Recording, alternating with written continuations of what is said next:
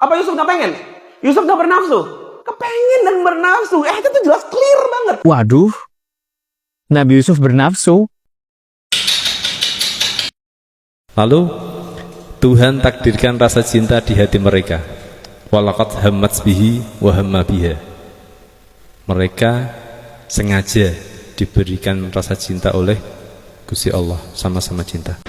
Apakah Al-Quran menceritakan kisah cinta Yusuf Zulaiha? Saya Fazil Imam, selamat datang di Sekolah Tafsir. Imam Ibnu Ashur dalam tafsirnya, ketika menafsirkan surat Yusuf ayat 24, beliau berkata, Walaqad hammat bihi wa hamma biha laula arra'a burhana rabbih. Kalimat wa hamma biha itu bukan ataf kepada kalimat walaqad hammat bih. Kalau kita mengatafkan wa hamma biha kepada walaqad hammat, maka maknanya sungguh Zulaiha bermaksud berbuat zina dan Yusuf pun demikian. Makna seperti ini problematik karena Nabi maksum dari perbuatan dosa walaupun baru hanya sekedar niat. Tarkib yang lebih tepat menurut Ibnu Ashur adalah kalimat wa hamma biha itu jawab dari syarat laula arra'a burhana rabbih. Jadi maknanya walaqad hammat bih. Zulaiha bermaksud berbuat zina. Wa hamma biha laula arra'a burhana rabbih. Dan Yusuf pun bermaksud berbuat zina jika dia tidak melihat bukti dari Tuhannya. Kalimat kedua tidak punya hubungan dengan kalimat pertama. Susunan ini memberi informasi kepada kita bahwa Yusuf sama sekali tidak terbersit dalam hatinya melakukan zina karena dia telah melihat bukti dari Tuhannya. Maka wakaf pada kalimat walaqad hammat bih ini lebih baik secara makna. Lalu dari manakah mitos percintaan Yusuf Zulaiha ini muncul? Mitos ini berasal dari kisah-kisah Israiliyat yang termuat dalam kitab tafsir seperti salah satunya tafsir Tabari. Beliau menulis, Zulaiha membujuk Yusuf dengan rayuan maut sampai Yusuf tergoda. Kemudian Zulaiha bermaksud berbuat zina kepada Yusuf. Mereka masuk ke dalam rumah, lalu wanita itu mengunci semua pintu. Ketika Yusuf hendak membuka celananya, tiba-tiba ia melihat bayangan wajah ayahnya berdiri di dalam rumah, menggigit jarinya, lalu memarahinya. Cerita ini sangat bertentangan dengan konsep kemaksuman Nabi. Bagaimana mungkin seorang nabi bermaksud berbuat zina, masuk ke dalam kamar, dan hampir membuka celananya? Sialnya, mitos percintaan Yusuf Zulaiha ini justru lebih populer di masyarakat, dijadikan bahan ceramah, cerita novel, bahkan doa dalam pernikahan.